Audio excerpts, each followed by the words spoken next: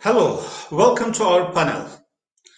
Today we are focusing on Afghanistan, which is really tense for the last 20 to 40 years. And for the last 1 month, Afghanistan is still tense in terms of events, political developments, and also international engagements. So the theme of this panel for today is the security and societal compromise for a prosperous Afghanistan. And we have invited precise, distinguished guests. First, let me just underline one thing. Afghanistan itself is a history. It's kind of an original part of the past that has reflections to the current politics. Even complicated, Afghanistan is a place of tolerance, a place of sharing the most, a place of humanity with the, ideal mood that reflects the ideal mood of a human. So in this panel, we will discuss exactly what's going on and what happened and what will happen in the land of this peaceful island. In this panel, first, I want to present you the strategic importance. Afghanistan is located between China and Afghanistan, bordering Central Asian countries and South Asia, mainly Pakistan. That means covers a long range of countries that does have effects in the international politics. On the other hand, China is a gate to civilizations, and also it creates vulnerabilities because once you are dealing with different civilizations, that means it's a vulnerability sometimes. So in this sense, I want to just underline something. As a Turkish, I had a chance to scrutinize the history of Turkish-Afghan relation during the Republic's foundation of Turkey. And it was interesting how both communities and also leaderships had communicated in 1920s, even though Turkey was experiencing independence war.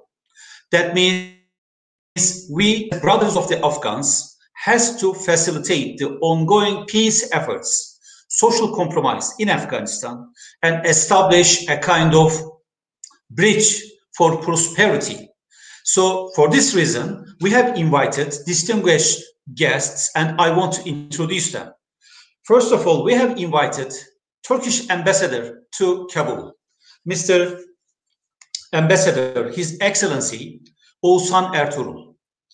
He had been appointed to Turkish Foreign Ministry, had assumed responsibilities in the ministry's headquarters, and also had been assigned to Cairo, Athens, Turkish Presidency, Washington, and NATO, and currently in Kabul. So he also has a perspective on NATO's attitude towards Afghanistan. Sir, welcome to our panel. And Thank you. Second distinguished guest is His Excellency, Mr. Ambassador Wali Basharmat.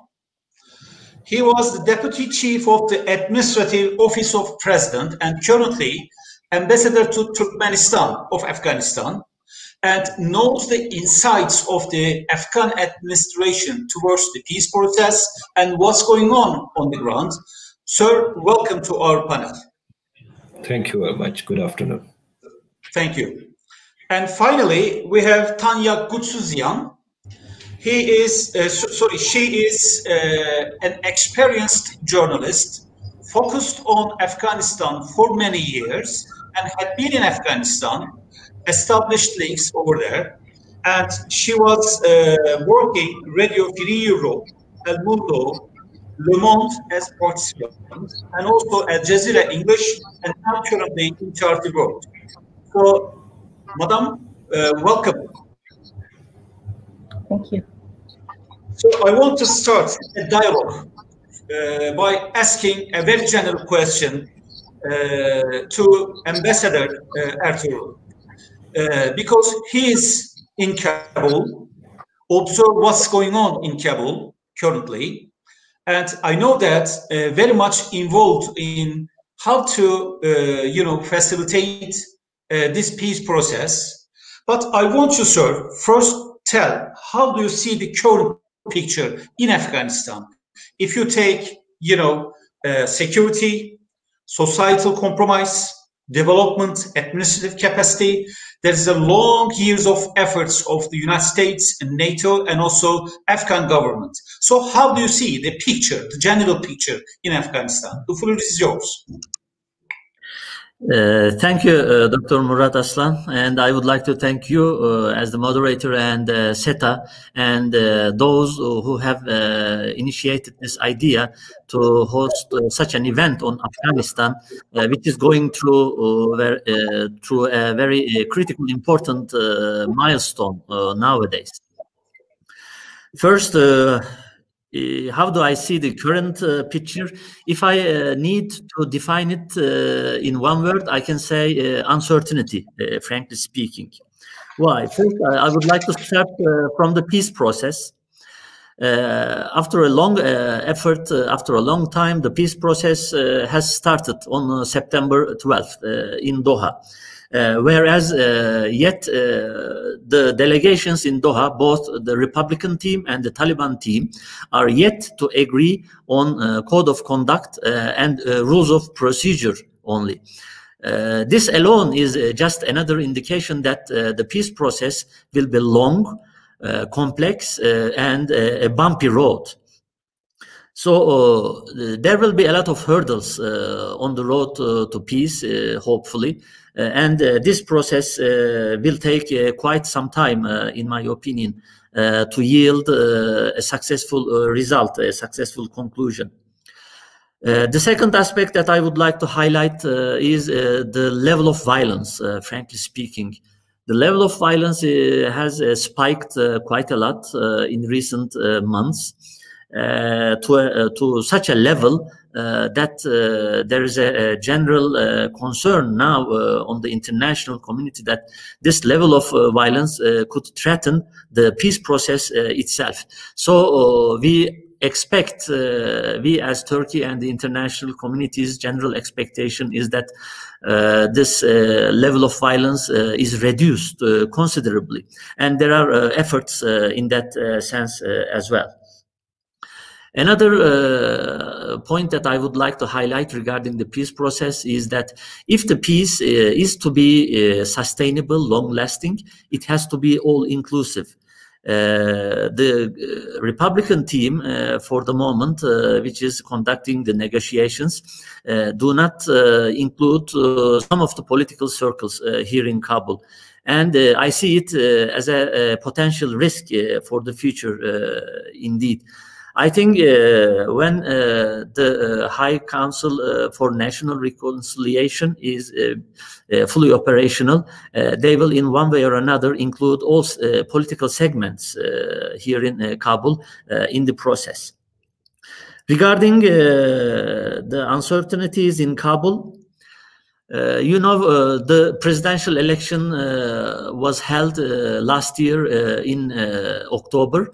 And then the final results were announced in February, and the ensuing political crisis ended with a political agreement signed on May 17 between His Excellency the President Ghani and the chairman of the Reconciliation Council, Dr. Abdullah. In accordance with that political agreement, the government is formed, but it is yet to get a vote of confidence from the National Assembly, which is called Wali. It was just 2 days ago that President Ghani introduced the new cabinet to the National Assembly, and in the coming weeks, the government will be put on the vote of confidence.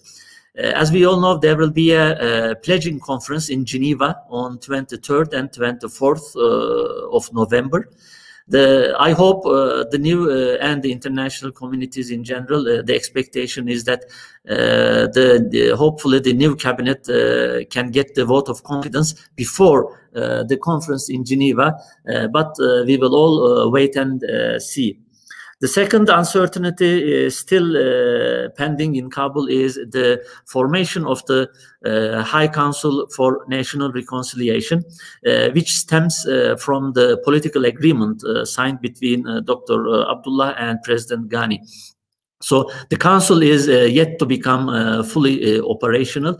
The council is expected to have one leadership committee composed of 40-45 members, it seems, and then a more broad general plenary with composed of 150 members. Whereas the leadership committee is yet to be formed and become fully operational. So this is also still pending. These formation of the council, in my opinion, will also give momentum and self-confidence to the Republican team in Doha. So these are the peace and security wise what's going on in Kabul. Yes, the international community has invested a lot for the last 20 years. We as Turkey and the international community is very much following closely what's going on in recent months in the peace process. Yes, it is a historic success. The fact that the two sides, the Republican team and the Taliban team, have come together around the negotiation table in itself is a success. Whereas we should also recognize that the process will be long and bumpy road with challenges ahead, and from time to time it may require some facilitators from the international community and support from the international community, which we are ready to support as Turkey and as the international community. And one of the points that the international community is closely following, that the achievements of the last 2 decades should be preserved. This is one of the topics that the international community is very much interested in. And within this subject, of course, comes the fundamental rights, including women, of course. So there will be a lot of new developments to come, hopefully. And we as Turkey are ready to support our Afghan brothers, the Afghan government, as long as our help is needed. Thank you. Thank you. Thank you, Mr. Ambassador. Actually, 2 issues, uncertainty and violence, and at the meantime, negotiations. That means we have 3 different paths currently. And for sure, to the least extent, it's a success story to have both parties to come together and negotiate. On the other hand, there are challenges. And I think we should have, lessons learned from the past.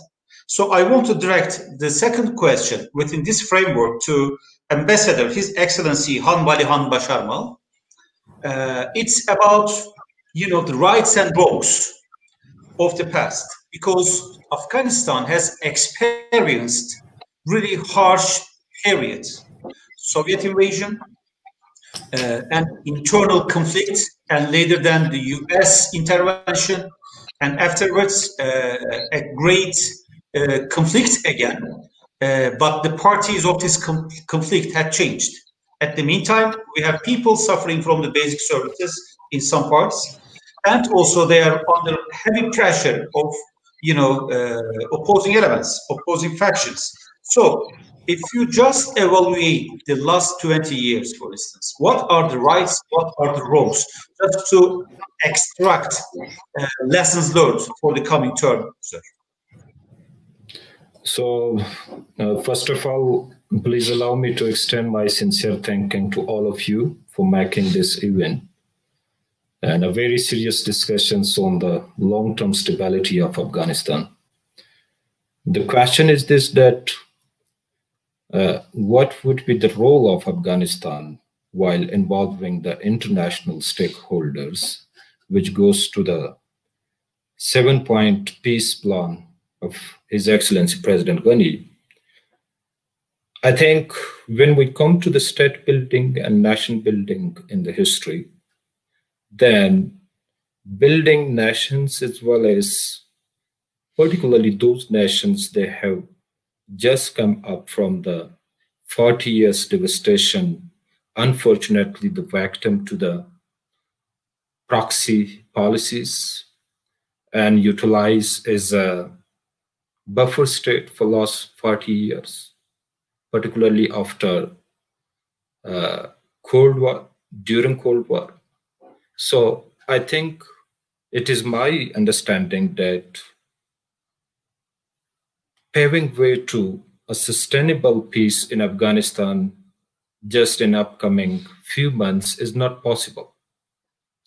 Well, if I come to the question that what were the wrongs and the good things happened in last 20 years, undoubtedly Afghanistan past has been striven to many troubles, where the public mindset, political integration, as well as the civil society, and all those humanistic values which supposed to be given to an inhabitant of a country were badly devastated, demolished through foisting the proxies policy on the Afghan people in terms of promoting the extremism, religious fanaticism, while not considering that Afghanistan is a bridge between South and Central Asia. It was not considered as an opportunity in the current corridor politics, but it was severely devastated through whole 40 years after Second World War, where we declare ourselves neutral. So Afghanistan has a rich history in terms of social tolerance, as well as promoting the culture. In 1950s, 60s, Kabul was hosting some 0.25 million foreigner tourists. Kabul University has established the first computer lab in Asia. We have given the rights of voting in 1921 to women, so which was happened later in Europe in 1969. On the other side, Afghanistan was the lane to civilization, to promoting the music, the peaceful, tolerant culture in the Asia. But unfortunately, it was severely and badly ignored during the Cold War. So now, when we comes to 2001, where the corridor politics, the regional integration as well as connectivity is getting starting. So Afghanistan again played a key role and extended its sincere hand to the regional countries, the neighboring country that let come and raise to meet the challenges in the contemporary area. But now, when it comes to the drawbacks or demerits of last 19 years, of course, there was a genuine gap while tackling the crisis of money management. This means the donation. So on the other side, there was a lack of attention towards state and nation building, as well as institutionalization. And when we talk about the merits, that what merits and what gains what achievements we have gained in the last 19 years. So it is vivid that Afghanistan today is having the civil society. More than 4 billion people are today on the social media. They express their views independently while bringing critiques to the government institutional for their reforms, and meanwhile presenting solutions to the problems what Afghanistan is engaged with. So on the other side, we have more than 100 universities. We have 100 research centers, development centers, literary institutions, where they are active across Afghanistan, while discussing as well as addressing the issues on child and women rights. And on the other side, the initiative what by President Ghani has made to connect Afghanistan with the Central Asia is a remarkable initiative. Yes, what President Ghani claims that Afghanistan is able to connect some 4 billion population of Central Southwest Asia. So it is, I think, in terms of practice, we made while inaugurating the Lipsluzum, connecting us with Istanbul and then to Europe, and Chabahar, and of course Heratan, connecting through Uzbekistan to China, Kazakhstan. So in terms of regional connectivity, the facilitation has been offered by President Ghani to Pakistan, that the region is based on regional connectivity, regional cooperation, give and take in terms of promoting peaceful ties, while getting together to meet the modern challenges. So when we talk about today that what Afghanistan is having, fortunately just last year, Afghanistan has met its entire half budget, and its revenue has been promoted to 2.2 billion USD.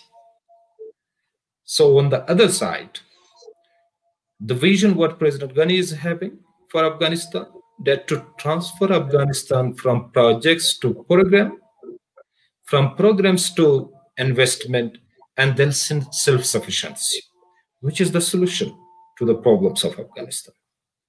So when we talk about institutionalization, unfortunately, after 2014, the international community, international organization, as well as the international armed forces left Afghanistan alone. So today we are fighting some 95% war by Afghan government, Afghan military. We fortunately promoted the discipline as well as the youth, recruited the youth and the national army rankings. Mm-hmm. Yes. I think there are many things, many achievements what Afghanistan has made. And I would like to say thank you to the people of Turkey and the government while contributing in the ranking of NATO's. Today, Afghan army has been trained by the international standard army specialists and advisors, the US armies and the NATO forces.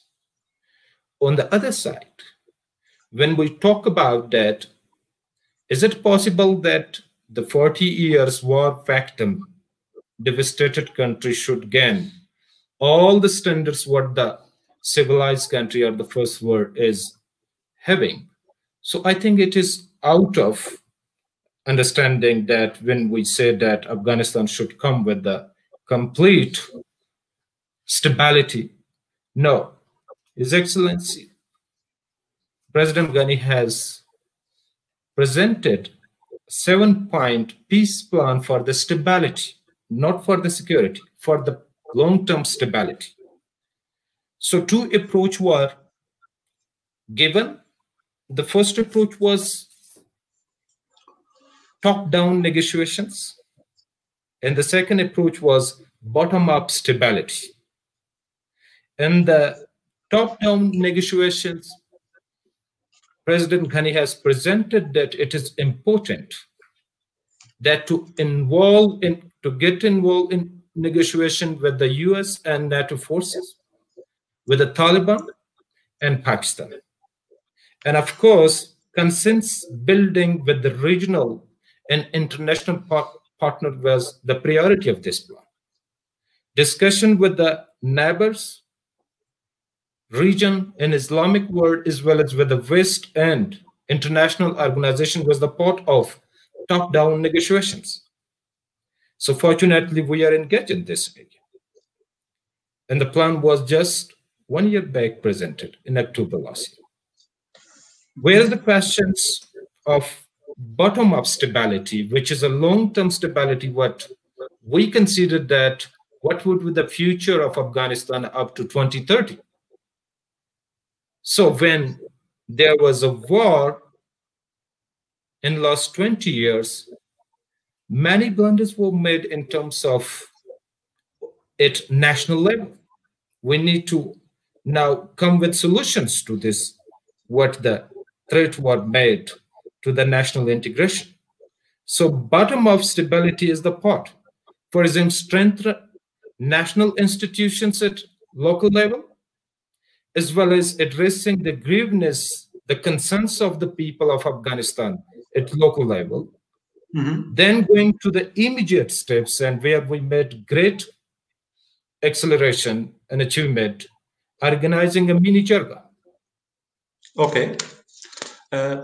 And form an alliance consultation group, which we have done both, and holding the intra-Afghan talks. So, whereas the questions of involving the political parties and the public consensus in for the stability of Afghanistan, of course, His Excellency President Ghani meets some 500,000 people while making 76 trips to the provinces just to get their opinions, that what do they think. In this level, when we come to the participation or contribution of the political party of Afghanistan, yes, a great achievement was met when we established the commissions, platforms to get them into confidence. I think many things are there, but still a challenging problem is this, that we are missing a strategic culture. And this is not the problem only of Afghanistan, unfortunately, of South and Central Asia. Yes, yes. That's how to engage with the international partners in order to get them convinced that Afghanistan is an opportunity rather than a challenge to the stability of Afghanistan. So, regional and international consensus is important to get a stable Afghanistan in the next decade. Thank you. Okay, thank you, sir. Really important remarks, because mindset, political compromise, civil society thinking, and other than these, institutionalization, public consent, political willingness, and also participation and international consensus. It's a wide range of issues to be covered for Afghanistan, as I see from the lessons learned for the last 20 years. But I think the issue is to, change and, surpass the challenges in a good way, in a best way. So I want to ask from this point, Mrs. Tanya, we desire peace in Afghanistan, and Afghans want to live in peace. Afghans want prosperity. Afghans want welfare. And so there must be a roadmap, a methodology to achieve this. So my question is actually, how could the peace in Afghanistan be achieved if you had, a kind of authority or a word How could you do that? Okay, it's a hard question, I know, but what's the ideal way to achieve a peace in Afghanistan after the remarks of ambassadors? Well, I think Ambassador Ertuğrul gave a pretty good overview of the internal challenges facing the government of the Republic. And Ambassador Basharmat made a great point about regional consensus, and that's where I'd like to pick up. I mean, we are hearing a lot about Afghans building a secure and safe environment by themselves. And this is probably an achievable outcome. It is also politically correct and culturally sensitive, to put it that way. But let's consider that it's been 4 decades that great and small powers have meddled in the affairs of Afghanistan. And 2 generations of Afghans have come of age during this perpetual conflict.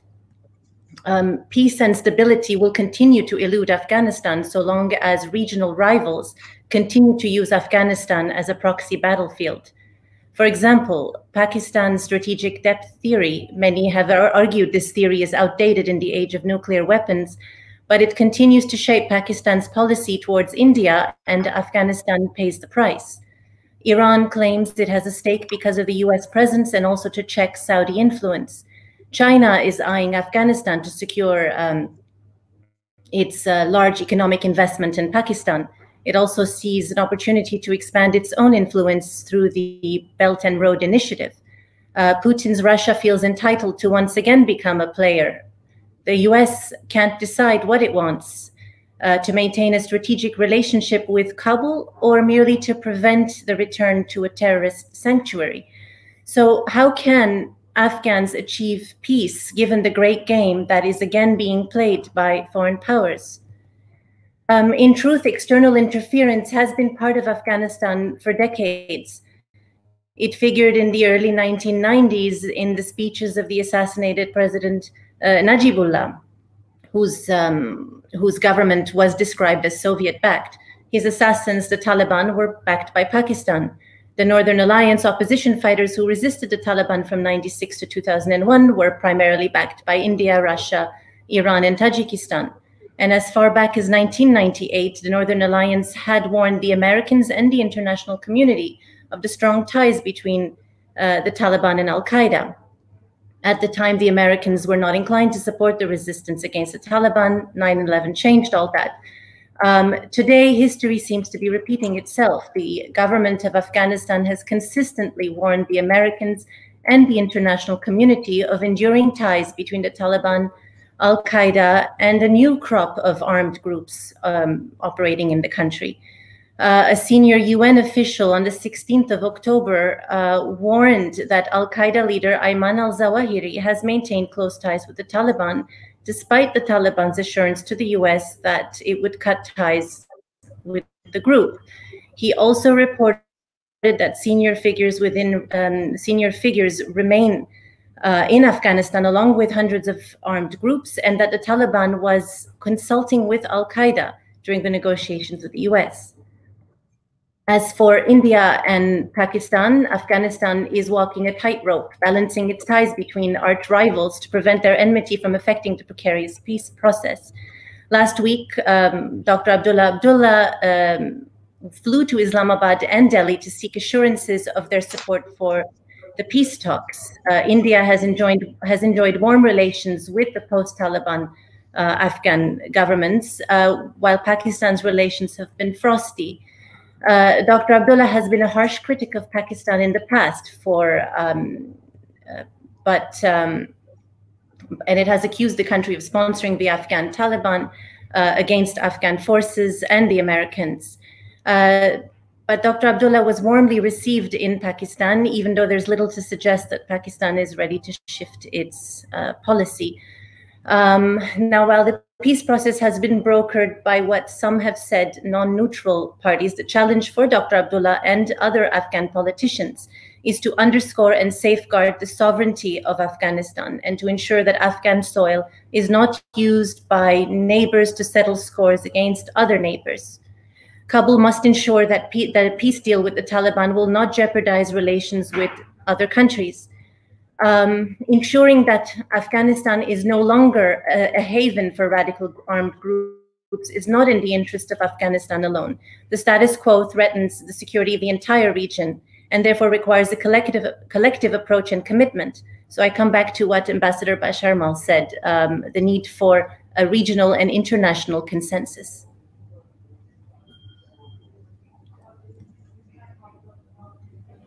Okay, thank you. So we have deep concerns regarding the presence of Al-Qaeda and the attitude of Taliban, as I understand from your speech. And you're right, because there is a solid but also fragmented opposing faction in Afghanistan. What I mean is that Taliban is solid, though.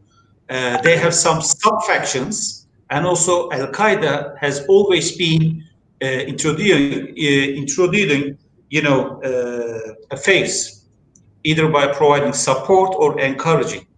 So I think we should also care or think about what will come next. So I want to go back to Ambassador, His Excellency Ertuğrul, because we have to be aware of the future prospects.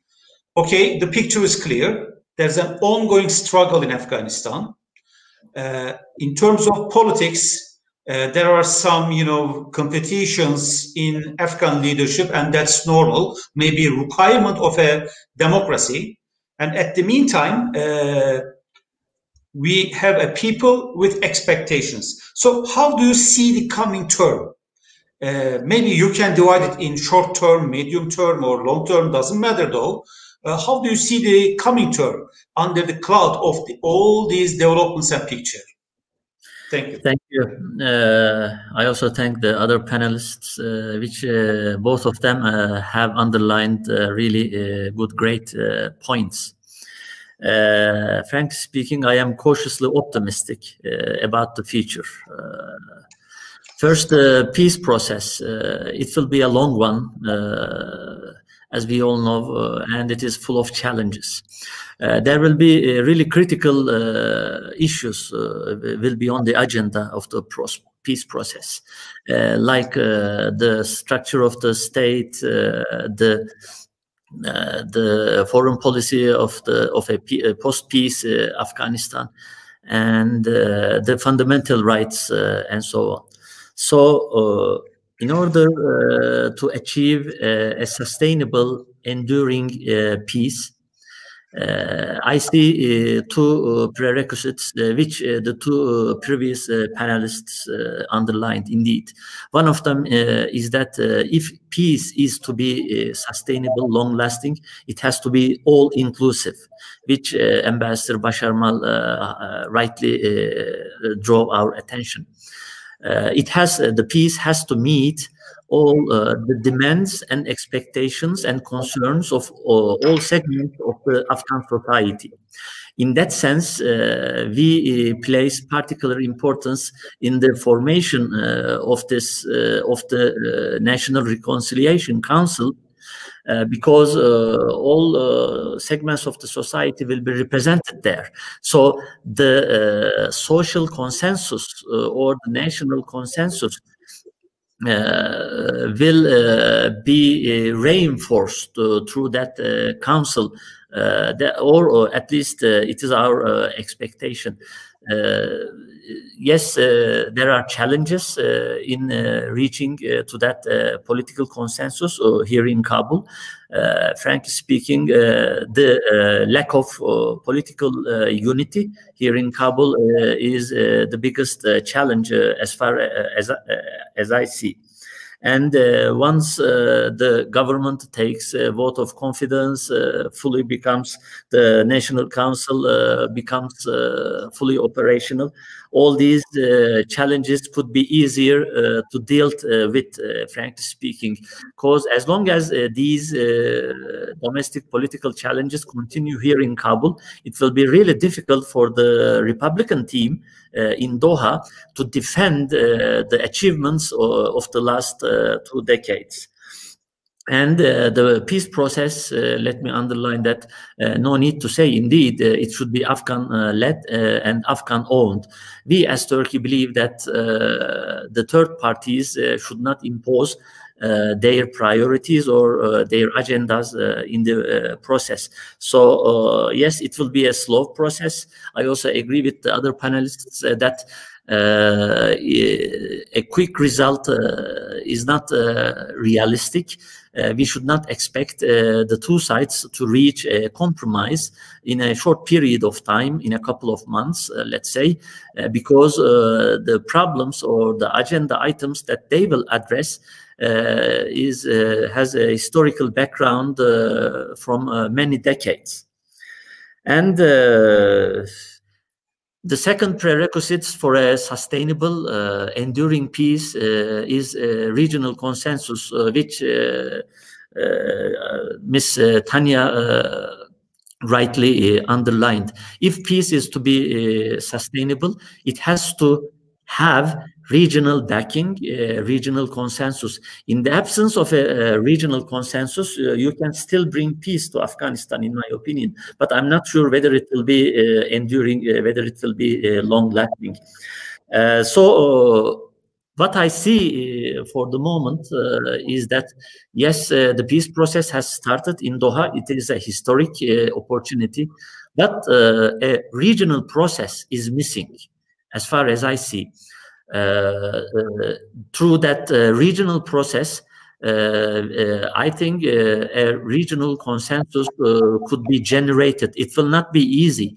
That regional process, in my opinion, will be as complex as and as long as the peace process itself. But the two processes should mutually complement each other, in my opinion. And by the end of that regional process, I think the participants in the regional process should recommit themselves in their support to Afghanistan's stability, security, and economic development. And this recommitment can be in the form of a communique or another agreement. It is up to the international players, of course.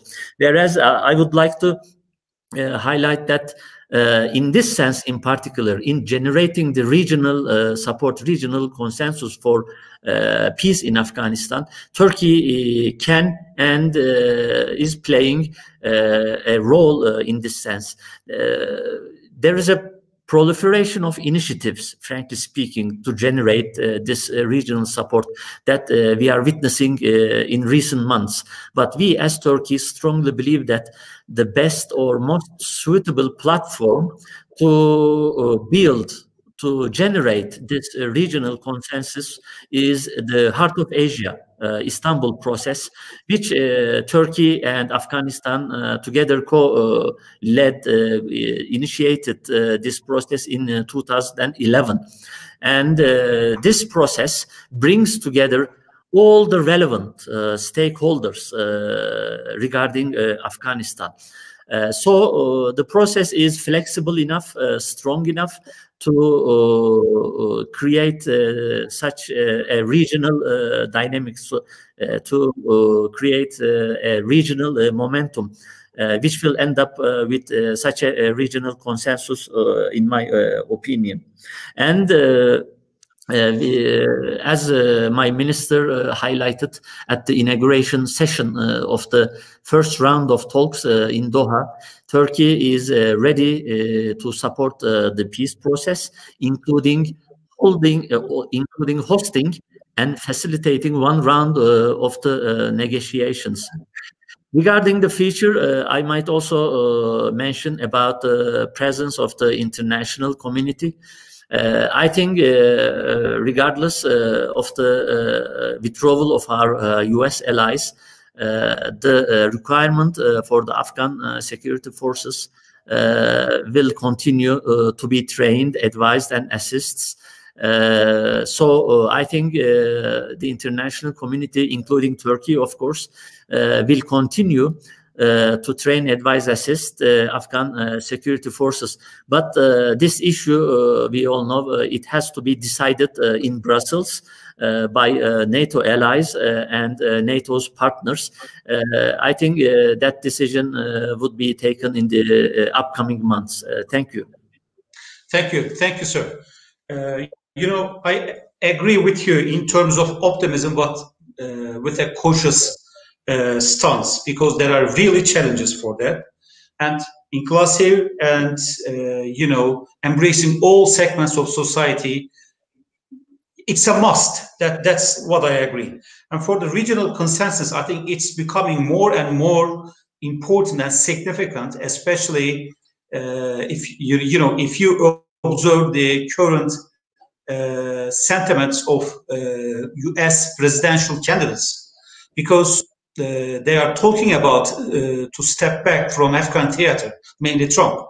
I remember 2012, I was over there, and Obama said we will withdraw all our forces in 2014, and it was 2 years period to the withdrawal schedule, a surge down in the U.S. forces after an agreement with the Afghan government that was strategic partnership, planning to base 10,000 U.S. soldiers in 3 different bases. And it was propagated by Taliban as a triumph, as a victory against the United States. And it was really a strategic fault of the United States at that time. So if there's no United States on the table, or with a decreasing level, that means regional consensus, mainly taking Pakistan to the epicenter of all discussions, is important. But I see one another thing, and I want to go His Excellency Wali Basharmat and direct a question, because as far as there's a deadlock in political scene and challenges in the perceptions of the international society, I think 2 issues are very important. The first one is what you have said. It's about opening routes for trade and economy, as Lapis Lazuli corridor had indicated, because it was a great project 2 years ago and still continues as a point of hope. And if trade runs, if economy runs, that means peace is more achievable. This is what I believe. And second thing is people's will, because no force on earth can resist to the willingness of public. Okay, there's a question over there. Actually, I'm inspired from this question, though. I want to direct a question that is basically focusing on the public's attitude, because attitude comes from belief, attitude, and later then converts into behavior. Do you think that Afghan public's attitude is divided in the way to build up a peace process and achieve it? So what do you think about public's expectation and desire in Afghanistan? Yes, thank you. I think there are 2 types of elements involved in making peace in Afghanistan. So for understanding the public mindset, yes, I will put light on it. But if you want to understand the strengths of Taliban, I would like to suggest that if the audience, the participation could go through the article of Miss Tanya, which is written last year in August 2019 in Washington Post. Its title is, yes, the Taliban has changed. It gotten much better at PR. So I think it's very important article. While keeping in view all the points what raised by Ms. Tanya in this article, we are on the ground and we understand the public feelings as well as their attitude towards the group, what was involved, and thousands of suicide attacks, as well as an unmerciful killing on the Afghan land, while acting as a non-state actors on the land of Afghanistan. So now what we have done, that public is important to get them in confidence for the reconciliation process. So for this purpose, just in last year in February 2019, we got together with some 15,000 women that what is their view about peace. And on the other side, we conducted the mini jarga to get the views of the public that what do they think about upcoming peace. There is a question about the confidence of the public. Yes, of course, when there was a peaceful agreement with the ex-warlord Gulbuddin Hekmatyar and the 3 days ceasefire. So these were the reasons that what public think about promising a peaceful Afghanistan in the future. So it was a challenging question that how to convince the public that elements like Taliban, they're agreed to come and sit on the table to discuss the peaceful future of Afghanistan. So, but fortunately, what the public stance is now, it is totally changed, and they accept any upcoming deal which preserve their last 19 civic as well as the humanistic values and preserving the women rights. And on the other side, we have more than 2,000 media outlets and more than 1,000 websites are active to inform the public about their upcoming situations about peace, job employment, as well as other issues. So again, it needs at the local level to work on. And this is still a challenging question that if there are fighters of Taliban, that how to get them integrate with the national military forces. Yes, a policy has been given by the Ministry of Interior that how to involve them while securing Afghanistan rather than destabilizing Afghanistan. So public are mostly optimistic about a promising future of Afghanistan in terms of giving them all the facilities what they are deprived in many areas under the influence of militants. So they really want peace. And it is again up to the commitment of the regional players that do they want to go towards a destabilized Afghanistan in the region, or a well-connected, well-stabilized Afghanistan which connects them and ensures the implementation of mega projects, what Ms. Tanya has indicated over there. So it is important. I think the regional consensus should respect the will of the people of Afghanistan, what they are suffering for last 40 years, and looking for a Afghanistan where they could survive as well as live is the other people of the region. Okay. Thank you, Mr. Ambassador. I agree. Women rights are essential, milestones to achieve a compromise, because you can't exclude it. If there's a society, that means almost 50% must be counted as equal citizens of the government, and this is what you are doing. And also insurance of life. If there's a peace process, that means the individual's life must be ensured in villages or in towns, and that must be a precondition for starting any type of peace process. That's what I agree. Then we have to discuss, short-term, medium-term, and long-term steps to be taken, because it's clear that Afghanistan needs stability, Afghanistan needs peace, and there must be an end for the long-term fighting, either by means of the interventions or internal ones. So I want to go back to Mrs. Tanya, because he focused on the courses on how to achieve peace in Afghanistan. I can see your scripts, on the net. And what urgent steps must be ensured? What urgent steps must be taken?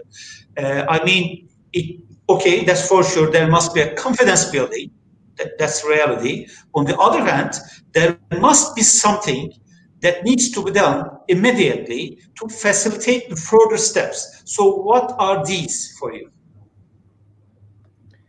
Well, first I'd like to thank Ambassador Ertuğrul for mentioning the Istanbul process, which I think is an important step that was taken. It's an example of how regional stakeholders can be brought together to discuss incentives for cooperation rather than competition, and to build towards what Ambassador Basharmat said, President Ashraf Ghani's regional connectivity plan, where the regional stakeholders are encouraged to cooperate on economic issues. At the end of the day, it's important to acknowledge that, again, ensuring Afghanistan is not a haven for radical armed groups is not in the interest of Afghanistan alone. This is in the interest of all regional countries and the international community, and therefore requires a collective approach. Yes, Afghans must be allowed to be in the driver's seat to carry their country to security and prosperity. They should make the decisions, determine their priorities, and work for that future. But they must be supported in this journey, politically, and perhaps for a few more years financially, until they become more self-sufficient, until they produce more educated Afghans, and until the rights and freedoms prescribed by their current constitution take root and expand to a point that they can't easily be overturned by the whims of any group, any politician, or any foreign power. Internal peace, of which my fellow panelists spoke of so eloquently, is a key outcome, and it's necessary for the country to recover after decades of war. Thank you. Thank you. So, if you allow me, I will go back to the questions directed and select some of them to direct you. Ambassador Ertuğrul had told us that he's cautiously optimistic, but there's a question if we are to be optimistic or pessimistic. I think the words of you brings the same issue as cautiously optimistic. On the other hand, measures to be taken for a political and societal compromise in Afghanistan. But on the other hand, there are questions, mainly questioning if the United States is reliable or not for reaching a compromise in Afghan society. So I want to go back to Ambassador Basharmat. Well, the United States was eager to start this peace process, and we know that they were eager in comparison to Afghan government at the initial stage. So what do you think? Do you think that the US is doing the right thing and did the right thing? This is the question. Can you please just provide us a short answer for that?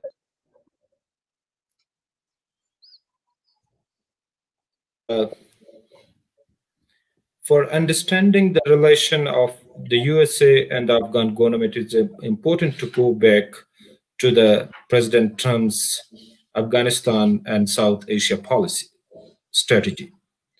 So in this strategy, President Trump has sketched three things: training the Afghan forces, enabling the Afghan forces to defend; economic stability in Afghanistan while engaging the regional players, as well as the Indian role, and involving Taliban in negotiations.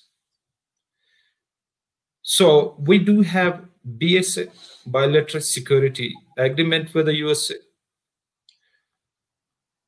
USA is a responsible major player in the region and in the world, of course, has the right that to withdraw from Afghanistan responsibly.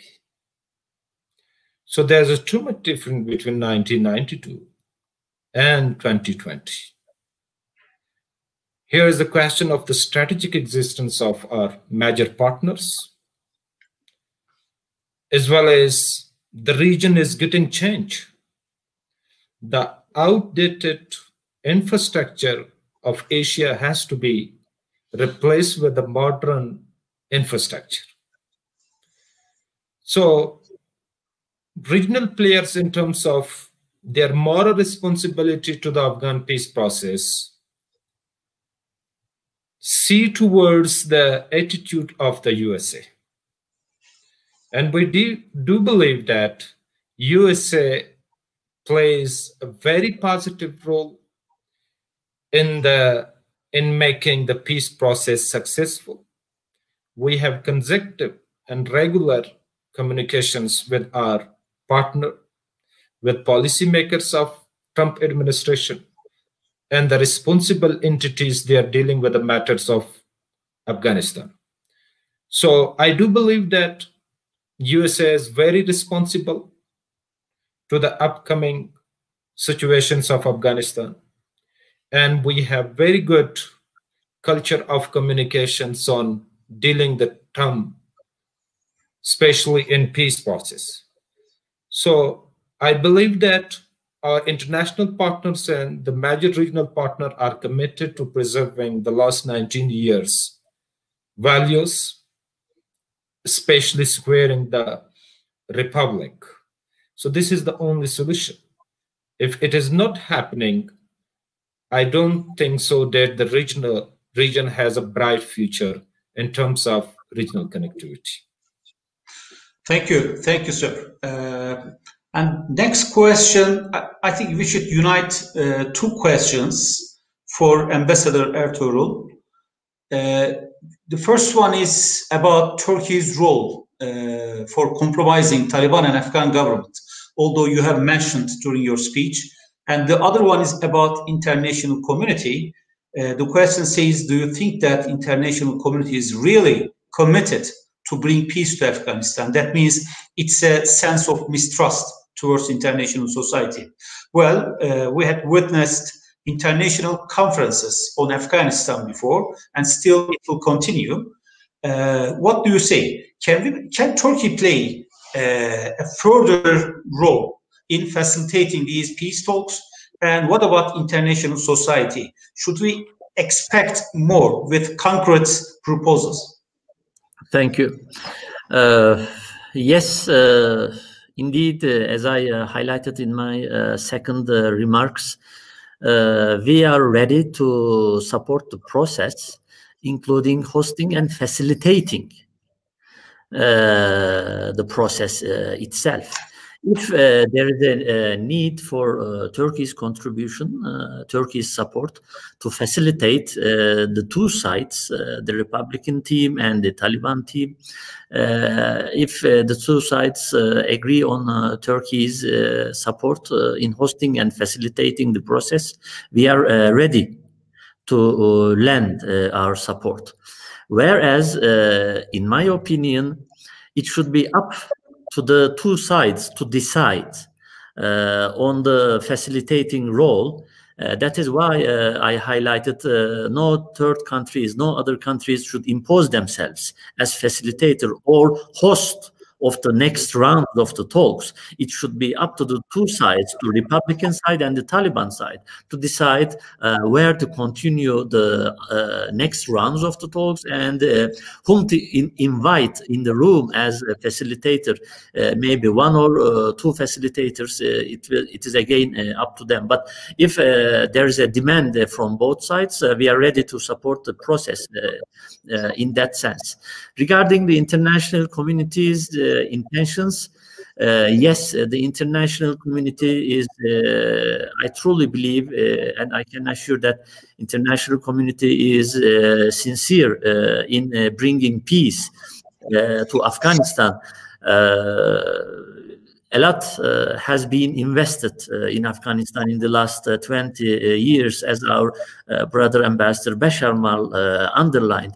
So, as to the extent Afghanistan achieves enduring peace and stability, it will be a source of prosperity, not only for itself, but in the region in general, in particular through the regional connectivity projects. So it is to the best interest of the international community as well to bring lasting peace and stability in Afghanistan.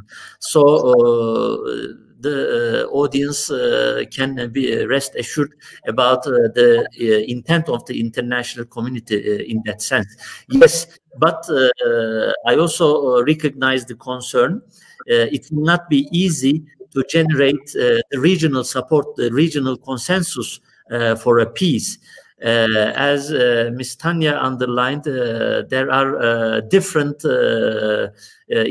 competing interests in the region. It will not be easy to reconcile all those interests and accumulate a recommitment of all those players, both regional and international. Thank you. Thank you. Thank you. Thank you, sir. And finally, there is one more question that I'm really interested in. I want to direct this question to Mrs. Tanya. It's about extremism, because when you are talking about, you know, internal problems of Afghanistan, extremism has become one of the points of concern. So what should be done to prevent extremism, countering, you know, violence extremism? It's a question not only in Afghanistan, but also, you know, in Libya, for instance. So what should be done? That's the issue. Okay, there are some ways recommended by international think tanks like education, like projects to provide an environment for toleration. But extremism may be in the form of many different, you know, shapes. For instance, in Bosnia, extremism is in a different form, or in Libya in a different form. So what do you propose? Well, I think like every problem, it's important to, rather than address the symptoms, to look at the cause. So if we're discussing Afghanistan, I mean, a significant number of the causes of these types of this radicalization is enduring poverty, corruption, this perception of occupation that is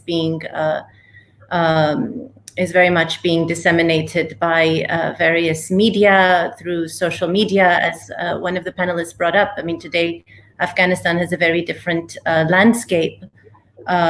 People have an ability to express themselves and spread information over various platforms. So this has allowed for the dissemination of these types of thoughts. So I would say that the causes of the problem have to be addressed rather than the symptom alone. Thank you. Thank you. Sirs and madam, thank you for participating this event. I wish the audience benefited from your views. I believe that. And I wish a prosperous Afghanistan as a friend, as a brother, and coming term will bring us more in terms of peace and stability in Afghanistan. So thank you for participating in this event, and you know, appreciate your contribution. Thank you. So that concludes